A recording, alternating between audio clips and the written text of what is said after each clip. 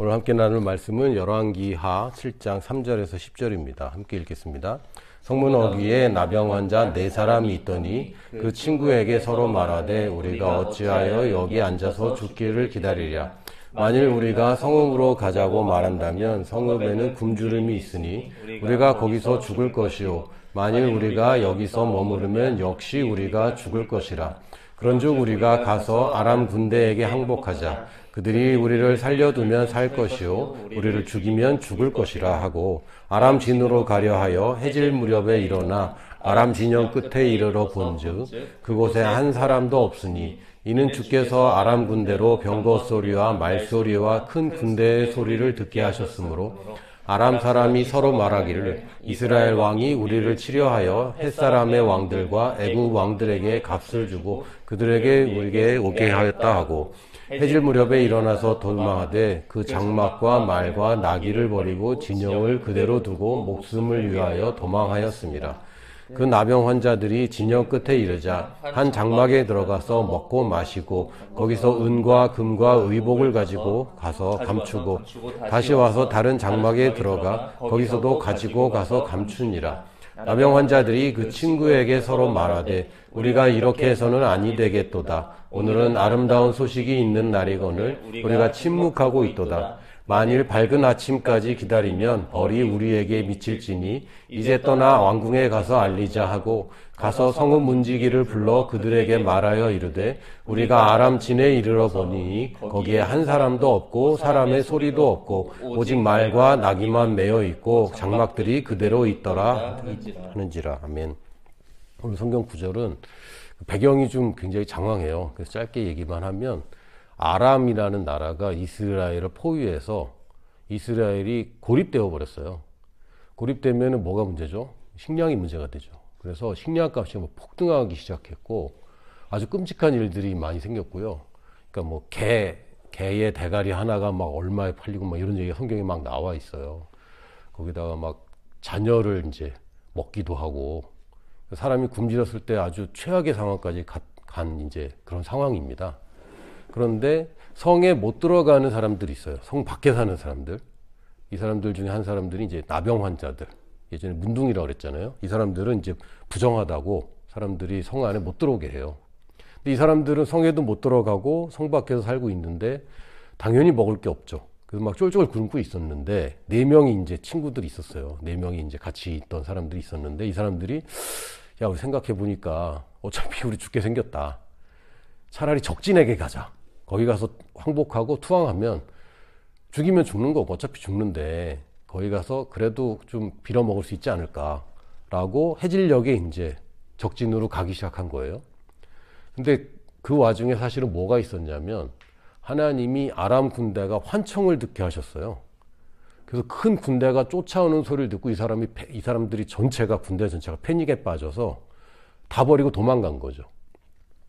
우리가 전쟁에 나갈 때 그 금은 보화를 가지고 갈까요? 안 가지고 갈까요? 우리는 안 가져갑니다. 그러나 옛날에는 가져가요. 집에 있던 폐물들을 잘 가져가요. 왜냐하면 첫 번째, 군대에 동원된다는 거는 그 집에 남자가 남는다는 얘기야, 안 남는다는 얘기야? 그럼 누가 와서 강도질하기에 딱 좋죠. 그러니까 집에 두는 거는 굉장히 위험한 거예요. 우리는 이제 계좌에 이체하고 또 이렇게 하니까 되는데 그 당시에 다 현물이잖아. 현물을 집에 두는 게 더 이상 안전하지 않은 거예요. 게다가 이 사람들이 포로로 잡히면 뭘 줘야 돼? 몸값을 주고 풀려나야 돼. 그래서 이걸 가져가요. 특히 우상들을 많이 가져가요. 그 미신인데 우상이라도 좀 가져가서 자기가 좀 살아남을까 하고. 그래서 뭐 금으로 만든 뭐 우상 같은 거 이런 걸 많이 가져가거든. 그리고 전쟁에 붙으면 서로 죽고 죽인 다음에 또 약탈하죠. 그러니까 이 승리하고 있는 군대에는 재물이 많습니다. 그러니까 우리 전쟁은 그렇지 않죠. 그러나 예전에는 그랬습니다. 그래서 약탈하면 엄청난 부자가 돼요. 가만 보니까 나병 환자들이 갔는데 이미 해 뜰 때에 환청을 듣고 다 도망가고 아무도 없는 거예요. 생각해 보세요. 뭐 우리가 죽어야지 뭐 혹시 모르니까 믿음이 있느냐 없느냐 없어요. 그냥 혹시 모르니까 이렇게라도 하자 했는데 가서 보니까 아무도 없어. 이 사람들이 뭐 하냐면 일단 먹습니다. 군대에서는 배식이 명령이죠. 그래서 밥을 굶으면 큰일 납니다. 군인들은. 일단 먹는데 음식들이 너무 많은 거야. 배부르게 먹고 뒤져보니까 재물이 엄청 많은 거야. 다 감춰두고 나서 생각해보니까 야, 이거 우리만 알면 좀 너무 양심이 찔리지 않냐? 그래서 우리가 이렇게 해서는 아니 되겠도다. 그러면서 뭐라냐? 아름다운 소식이 있는 날이다. 그리고 나서 자, 이거 다 먹고 나서 야, 이거 우리만 알면 안 되겠는데, 그리고 나서 이스라엘에 이것을 얘기를 합니다. 우리가 구약이나 신약이나 이런 거 보면 대부분 엄청난 믿음을 발휘한 사람들 얘기만 기록이 많이 돼 있어요. 그러니까 뭐 아브라함의 믿음이나 모세의 믿음이나 이런 거 보면 와, 하나님이 이 사람이 믿음으로 뭘 하기 전까지 전혀 안 움직이는 것 같은 약간 이런 느낌. 믿음의 원리는 그렇습니다. 그런데 다른 원리가 하나 있어요. 뭐냐? 복음의 원리는 달라요. 복음의 원리는 하나님이 다 해놓고 거기에 아주 최소한의 믿음을 요구합니다. 이게 복음의 원리예요. 그러니까 하나님이 믿음의 사람을 통하여, 여기서는 예수 그리스도신데 예수 그리스도를 통하여 예수님한테는 큰 믿음이 필요했습니다. 그러나 그 믿음의 결과는 아주 쉽게 얻도록 하신 것을 우리가 복음이라고 불러요. 진입장벽이 높으면 이것을 우리는 복음이라고 안 불러요. 누구나 로또에 맞을 수 있다. 이거는 그냥 소식이지만 좋은 소식이 아니죠. 내가 맞아야 좋은 소식이지. 근데 아주 쉽게 내가 얻을 수 있는 것을 우리는 복음이라고 하는데, 오늘 복음에 대해서, 복음의 내용에 대해서 좀 얘기를 하려고 합니다. 원래는 하나님의 창조부터 얘기를 해야 돼요. 하나님이 사람을 하나님의 형상대로 창조하셨다. 그런데 누가 범죄했습니까? 첫사람 아담이 범죄했습니다. 이게 문제예요. 하와가 범죄한 것은 크게 문제 삼지 않습니다. 왜? 그건 하와의 문제이기 때문에. 그럼 아담의 범죄는 온 인류의 문제예요. 그래서 어떻게 됐습니까? 모든 사람이 죄인으로 태어나게 되었어요. 로마서 5장 12절에 보면 그러므로 한 사람으로 말미암아 죄가 세상에 들어오고, 이 한 사람이 누굽니까? 아담입니다. 죄로 말미암아 사망이 들어왔나니 이와 같이 모든 사람이 죄를 지었으므로 사망이 모든 사람에게 이르렀느니라. 그러니까 제가 새끼 발톱이 두 개로 갈라져서 나와요. 근데 뭐 어떤 얘기를 들어보니까 이게 중국 한족의 DNA가 있으면 그렇게 된대. 내 새끼 발톱은 그래서 갈라져서 나오거든요. 되게 불편합니다. 양말 신을 때 걸려. 그러면은 발톱이 이렇게 찢어져요. 그래서 저는 발톱을 짧게 깎는데, 이거를 내가 내 문제냐? 내 문제예요. 나로부터 시작됐냐? 아니요, 조상에게서. 어쩔 수 없어요. 내가 이렇게 생긴 거 내가 선택한 거 아니죠.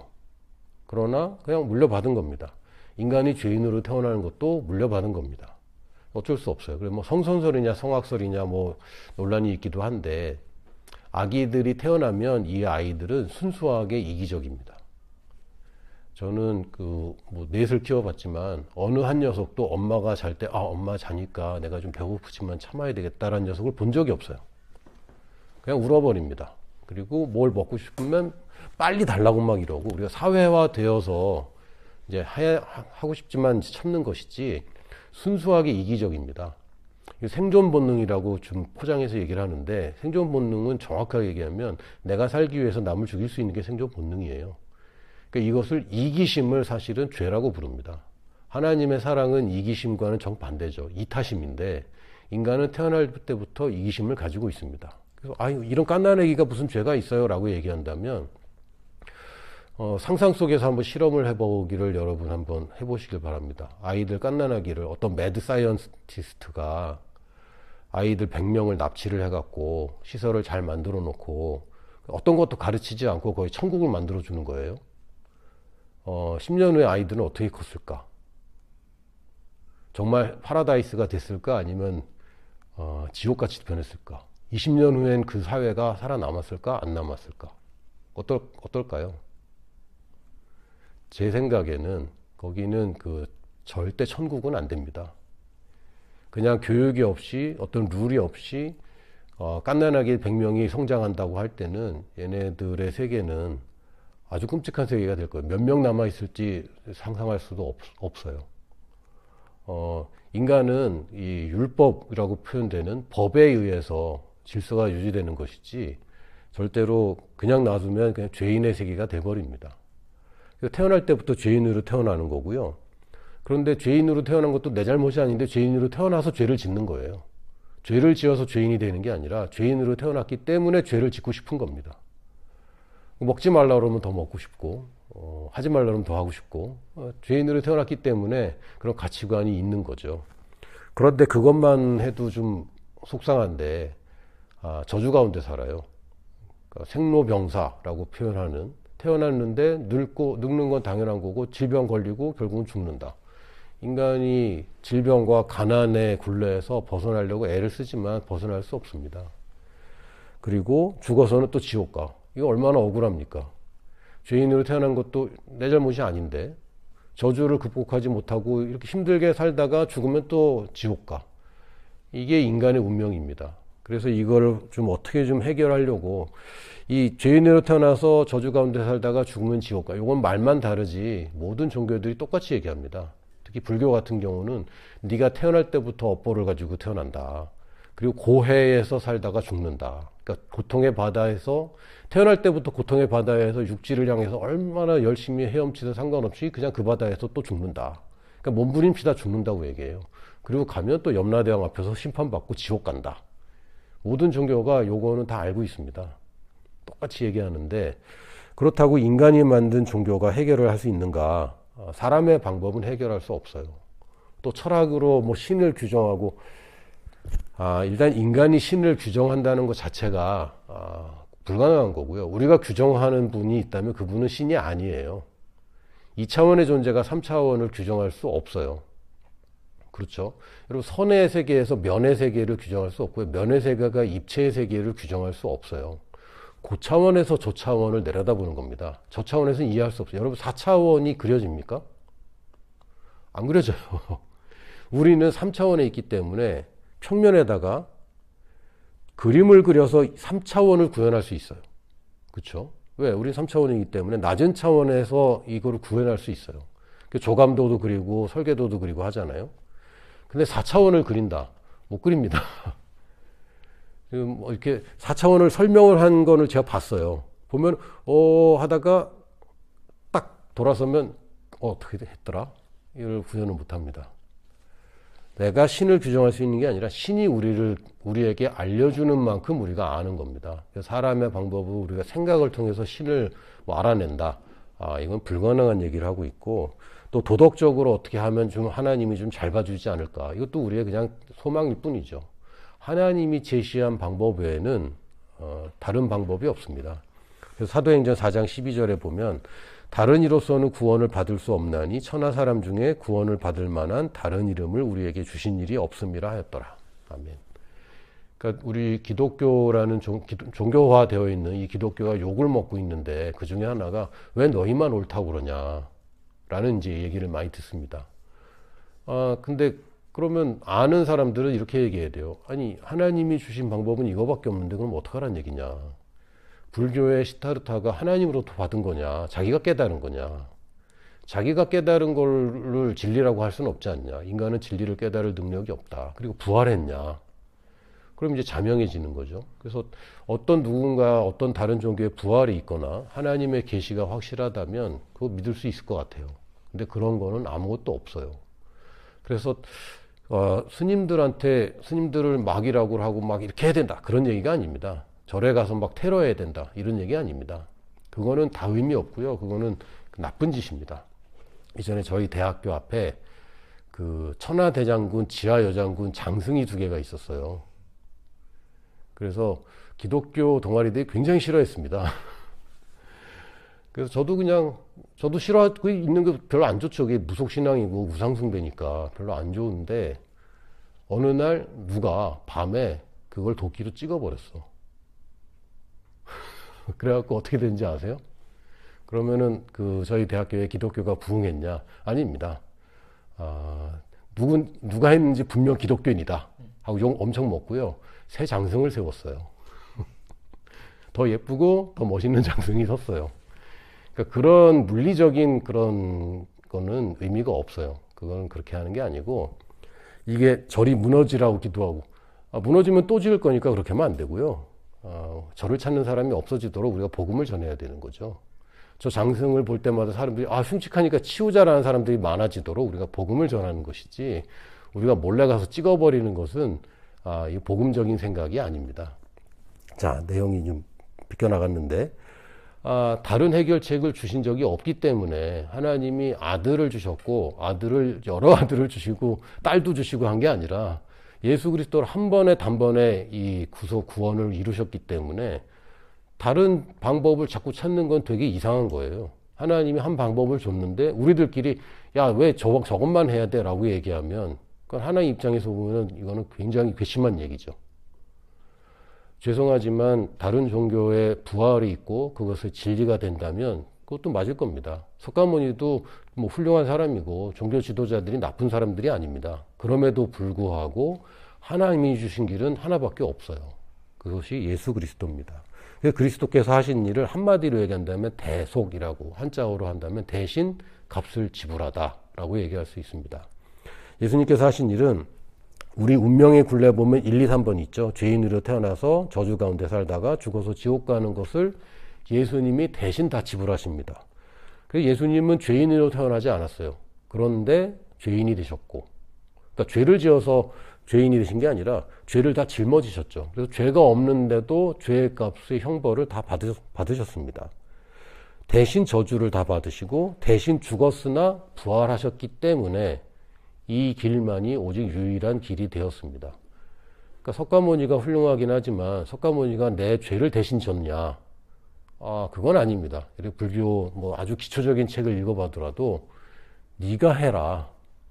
내가 해줄 건 아무것도 없고 너도 참선해서 네가 열반에 들어라 라고 얘기하는 게 불교의 핵심입니다. 그러니까 석가모니가 나 대신 뭐 해줬다? 없어요. 아무것도 없어요. 마호메트가 나 대신 뭐 해줬다? 아무것도 없어요. 하나님이 나 대신 뭘 해줘서 구원에 이르게 해줬다? 아무 종교도, 어느 종교도 이런 얘기하는 데가 없습니다. 그래서 기독교인들이 욕을 먹으면서도 우리는 이 길밖에 없다. 미안하지만 당신들에게는 진리가 없다. 일부 옳은 이야기가 있지만 전체로 진리는 아니다 라고 얘기할 수밖에 없어요. 근데 그런 얘기 하실 때는 굉장히 친절하게 얘기하시기를 부탁드립니다. 절대 싸우지 마시고 그렇구나 라고 넘어가시고, 복음을 들을 준비가 안 돼 있는 분들한테 복음을 전할 필요는 없어요.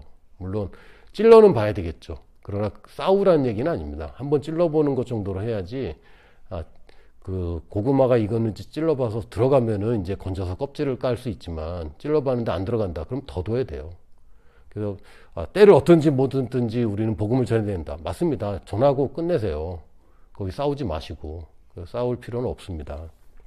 여러분이 그런 싸움을 한다고 해서 그 사람들이 복음을 듣느냐? 그렇지 않습니다. 예수님도 이렇게 얘기하면 또 이제 격해질 수 있는, 좀 극단적인 표현이면 돼지에게 진주를 주지 말아라. 우리 뭐 돼지 목에 진주 목걸이 이런 표현 있잖아요. 왜 돼지한테 진주를 주면 값어치 모르고 그냥 밟아버린다. 그러니까 값어치를 아는 사람한테 줘야 된다라고 얘기하십니다. 그렇다고 그분들이 돼지란 얘기는 아닙니다. 또 그 구절을 막 하면서 네가 돼지라서 진주를 줄 수가 없어. 뭐 이렇게 또 그렇게 싸움 만들지 마시고, 자, 그리스도께서 하신 일은 대표적으로 짧게 얘기한다면 나 대신 죄인이 되셨고, 나 대신 저주를 받으셨고, 나 대신 죽었다가 부활하셨습니다. 이것은 쉬운 구원입니까? 어려운 구원입니까? 아까 우리가 열왕기 하의 말씀을 읽었을 때도 말씀드렸지만 하나님이 이렇게 열심히 오랜 세월을 거쳐서 준비하고 아들을 통해서 자기 친아들을 죽이면서까지 이 구원을 이루셨는데 소수의 사람만 구원하고 싶을까요? 최대한 많은 사람을 구원하고 싶을까요? 기왕 했는데 모든 사람을 구원하고 싶죠. 디모데전서 2장 4절에 보니까 하나님은 모든 사람이 구원을 받으며 진리를 아는 데 이르기를 원하시느니라. 그럼 방법이 쉬워야 될까요? 어려워야 될까요? 쉬워야죠. 누구나 할 수 있어야죠. 누구나 얻을 수 있어야죠. 모든 죄를 내가 다 회개하고 내가 착하게 된 다음에 구원받는다. 그건 어려운 거예요. 내가 성경을 다 읽어야 구원받는다. 어려운 겁니다. 담배도 끊어야 되고 술도 끊어야지 구원받는다. 어려운 겁니다. 주일날 빠지지 않아야 구원받는다. 어려운 겁니다. 쉬운 거예요. 하나님이 주신 복음은 굉장히 쉬운 겁니다. 아담에게 주신 하나의 율법이 뭐냐면 저 동산에 있는 거 먹지 말아라. 매일 먹어라. 어려운 거예요. 여러분 매일 약 먹는 것도 쉽지 않아요. 1년에 한 번도 안 빠지고 먹는다. 10년을 그렇게 먹는다. 평생 약을 한 번도 안 빠지고 먹는다. 쉽지 않을걸? 약 먹는 것 자체가 어려운 건 아니죠. 매일 뭘 한다는 것은 그렇게 쉬운 일이 아닙니다. 근데 안 먹는 거는 쉬워요. 그것도 나보고 야 너는 하루라도 쥐약을 먹으면 안 된다. 쉬운 겁니다. 어려운가요? 약장에 약이 다 있지만 저 해골 표시 있는 약은 먹으면 안 된다. 쥐약은 쥐를 고치는 약이 아닌 거죠. 쥐를 죽이는 약인데 너도 죽는다. 먹지 말아라. 저거 먹으면 죽는다. 매일 저걸 쳐다보면서 그렇지. 저걸 먹으면 안 되지. 그럴 게 뭐 있어. 쳐다볼 필요도 없는 건데. 그러니까 하나님이 아담에게 주신 복음은 되게 쉬운 거야. 다 네 거야. 대신 저것만 먹지 마. 쉬운 겁니까? 어려운 겁니까? 쉬운 겁니다. 근데 우리가 착각하기를 하나님은 자꾸 날 믿음의 시험을 주시고 그거는 구원과 상관없는 믿음인 것이고 구원에 관한 믿음은 굉장히 쉬운 겁니다. 그래서 영접하는 자 곧 그 이름을 믿는 자들에게는 하나님의 자녀가 되는 권세를 주셨으니 영접 그러면 좀 어려운 말이긴 합니다. 영접은 누가 이렇게 왔을 때 환영해서 모셔드리는 것, 내가 받아들이는 것, 이걸 영접이라고 합니다. 우리가 복음을 들었을 때 내가 이걸 받아들이겠다 하면 이것이 영접인 거예요. 내가 뭘 해야 되고 기도도 해야 되고 얼마나 믿어야 되느냐. 아니요. 그런 얘기 없어요. 얼만큼 믿어야 되느냐라고 얘기한다면 내가 입으로 고백할 만큼, 입으로 시인할 만큼 믿으면 하나님이 인정해 준다고 그랬습니다. 그래서 함부로 우리가 얘기를 할 수 없는 게 여러분 구두 약속도 법적인 효력이 있잖아요. 우리가 함부로 사인하면 안 되는 거죠. 여러분 요새 뭐 하나 이렇게 깔려 그러면 뭘 체크하고 동의하고 막 이런 거 함부로 하면 안 됩니다. 왜? 거기 뭐가 들어있을지 모르기 때문에. 그런데 이 복음은 무조건 나한테 좋은 소식인데 내가 그럼 난 할래요 라고만 한다면 바로 계약이 체결돼요. 그리고 그 계약은 함부로 없어지지 않는 계약입니다. 그러니까 이것만큼 좋은 게 어디 있어. 그래서 저 예수님 믿으면 교회 꼭 가야 돼요? 여러분 교회 가는 것과 구원은 상관이 없어요. 구원 후에 내가 성장을 하기 위해서 교회를 가는 거고 내가 성경을 읽어야 돼요? 여러분 구원과는 상관없어요. 구원은 그냥 예수님 영접으로 끝나는 겁니다. 그런데 내가 구원받은 것을 다 누리고 내가 더 행복하게 살기 위해서 내가 할 일이 있는 거죠. 여러분 한글 모르면 대한민국 국민이 아닙니까? 여러분 그 국적 얻을 때 시험 봤어요? 아니잖아요. 그러나 한글을 모르면 한국에 살 때 어떨까요? 불편한 정도가 아니죠.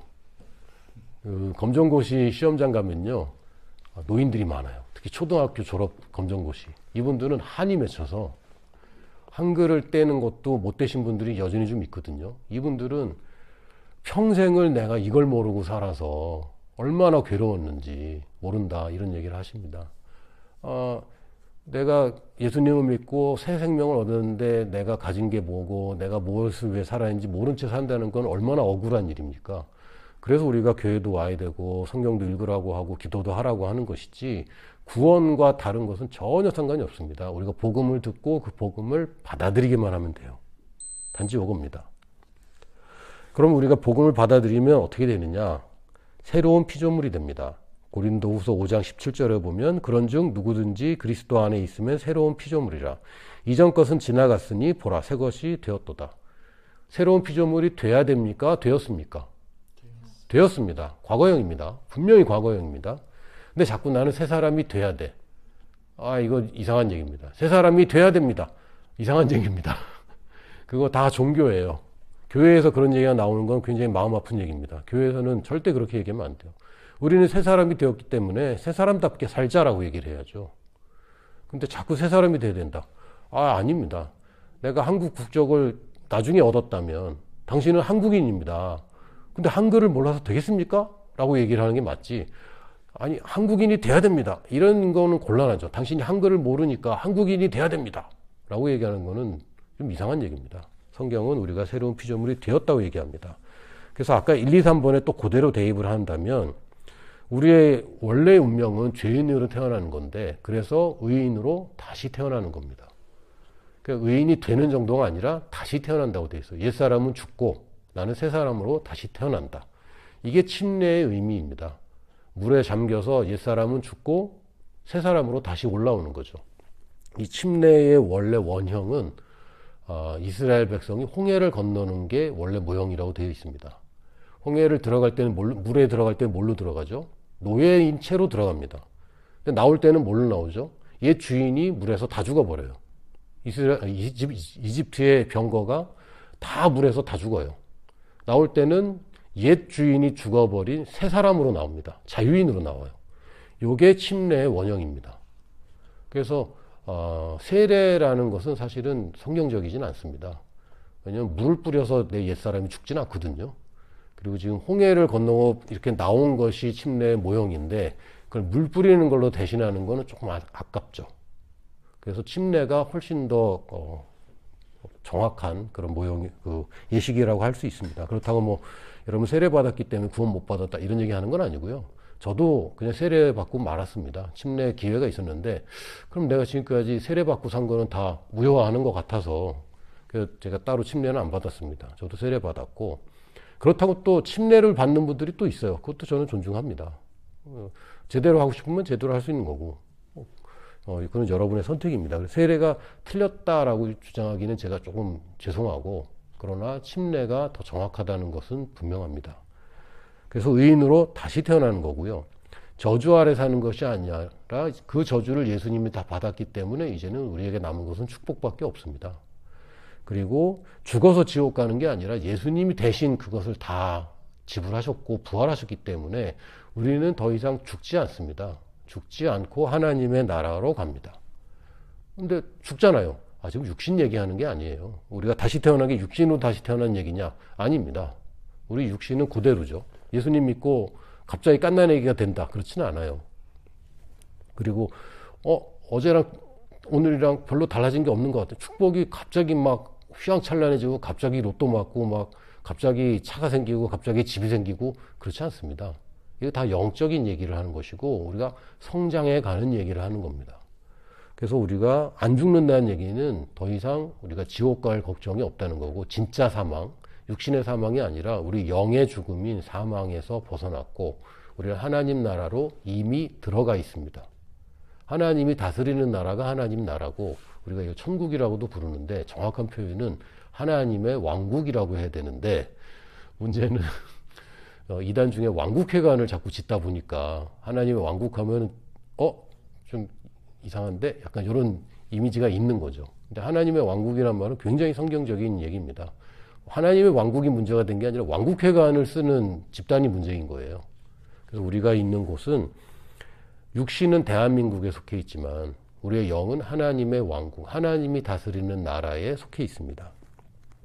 그럼 이제 우리가 이 아름다운 소식을 우리가 전에 받아서 우리는 이제 이것을 받았는데 새로운 피조물이 되었는데 거기서 이제 우리에게 남은 거는 뭡니까? 우리가 이렇게 해서는 아니 되겠도다.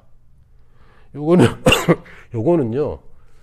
하면 상 받고 안 받고 이런 게 아닙니다. 이거 그냥 마땅히 해야 될 일인 거죠. 이 문둥병자들이 나병 환자들이 소식을 안 전하고 자기들끼리 먹고 말았다. 근데 이거는 욕먹을 짓이죠, 사실. 근데 이걸 전했다. 잘했다, 잘하긴 한 거지만 마땅히 해야 될 일을 했기 때문에 뭐 칭찬하는 것이지. 네가 어마어마한 일을 했구나 이런 얘기 들을 건 아닙니다. 다시 얘기하면 우리가 기회가 있을 때마다 복음을 전한다는 것은요 마땅히 해야 되는 겁니다. 2025년도 경기도에 거주하는 청년들에 관한 혜택 이거를 아는 사람이 자기만 알고 친구한테 안 전해준다. 나쁜 친구죠. 그거 전해주는 거는 마땅히 해야 되는 겁니다. 나중에 너 왜 나한테 안 가르치고 너만 혼자 그 혜택을 받았냐? 이러면 이제 친구 관계가 깨질 수밖에 없어요. 이건 곤란한 겁니다. 맛집을 혼자 알고 있다. 이래서는 안 됩니다. 뭐 먹으러 갈까? 근데 안 가르쳐주고 저 맛집은 나만의 소중한 추억이야. 안 되죠. 그거는 마땅히 해야 될 일입니다. 거기에 예수님의 명령이 있어요. 이거를 모든 민족에게까지 전해라. 요거는 명령입니다. 그러니까 사실은 우리 아는 사람에게 우리 주변에 있는 사람의 복음을 전한다? 이건 당연히 하는 거예요. 근데 자꾸 왜 이게 부담스럽냐? 자꾸 나한테 기독교 자꾸 교인 만들려고 하지 마. 내가 언제 교인 만들려고 그랬어. 이게 얼마나 좋은 건지 소개하는 것 뿐인데. 그러니까 전도에서 어떻게든 우리 교인 만들려고 하면은 되게 부담스러운 거죠. 근데 그게 아니라 내가 믿고 있는 거를 그냥 얘기하는 겁니다. 나는 이걸 믿고 있어. 너도 믿어! 라고 얘기하면 이게 강요가 돼요. 근데 나는 이거 믿고 너무 좋아. 라고 얘기하는 걸 누가 뭐라고 그러겠어요?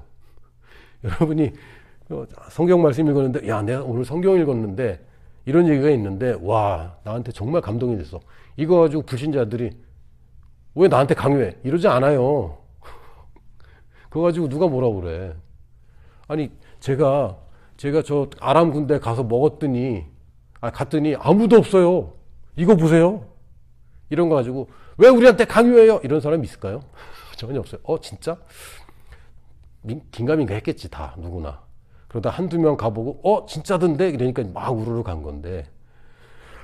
복음도 마찬가지입니다. 내가 전해야 돼. 전해야 되는 건 맞는데, 그런 부담이 아니라, 내가 이렇게 누리고 있는 거를 내가 얘기를 해야 되는 게 맞는 거 아니야? 나만 좋으면 곤란한데? 이렇게 즐겁고 좋은 건데, 그냥 얘기하게 돼 있어요. 여러분, 인스타 같은 거 보니까 얼마나 사람들이 자랑질을 하는지.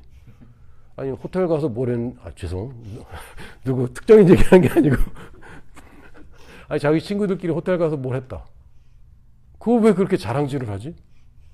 호텔에서 뭐 돈 받았나? 음식 맛있는 거 먹으면 자랑해. 왜 그러지? 이게 우리 본성이야. 좋은 거는 자랑하게 돼 있는데 왜 복음은 자랑을 안 할까? 그러니까 우리가 잘못 배우고 이상하게 억압되어 있는 겁니다. 이상한 가치관을 갖고 있어서 자꾸 교회에서 뭐 해라라고 자꾸 그러는데 우리 자랑하는 건 우리 본성이에요. 여러분 초등학교 때 생각 안 나세요? 괜히 뭐 새로운 거 아빠가 사준 거 좋은 거 있으면 이렇게 슬쩍 꺼내놓고 그러지 않아? 대놓고 자랑하죠. 막 이거 봐라 아빠가 사줬다 이러면서.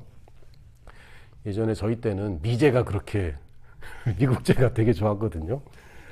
하여튼 미국제 연필 사갖고 싹 이렇게 놓는 애들이 있었어. 그러면 그렇게 부럽고 그랬어요.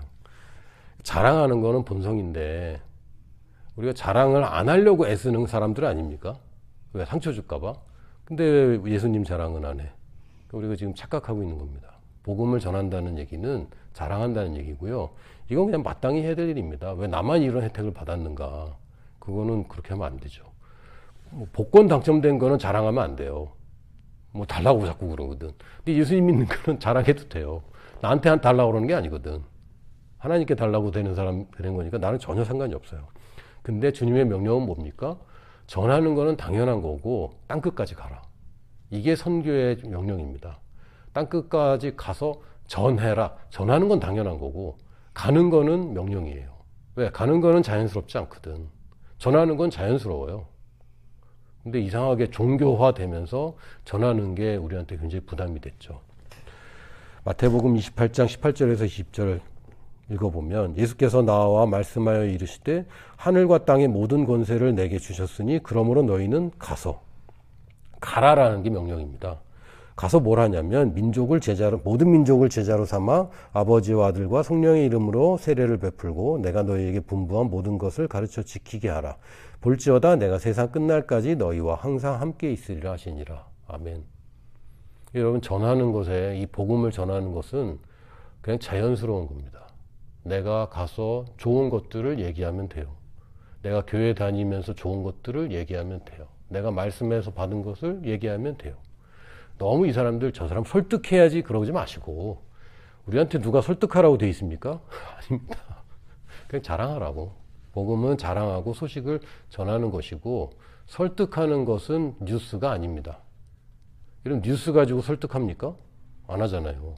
청년 혜택이 이거니까 너도 빨리 이거 해. 뭐 요 정도까지는 하지. 근데 왜 안 해? 이거 꼭 해야 돼. 이러지는 않습니다. 왜? 복음은 좋은 소식이에요. 아름다운 소식인데 아름다운 소식을 전하는 것은 당연한 것이다. 여러분이 복음을 전할 때 내가 전도해서 영접시켜야지 라는 게 아니라 내가 자랑할 거를 내가 자랑해야지 라는 식으로 여러분의 생각을 바꾸시면 좋겠습니다. 아멘.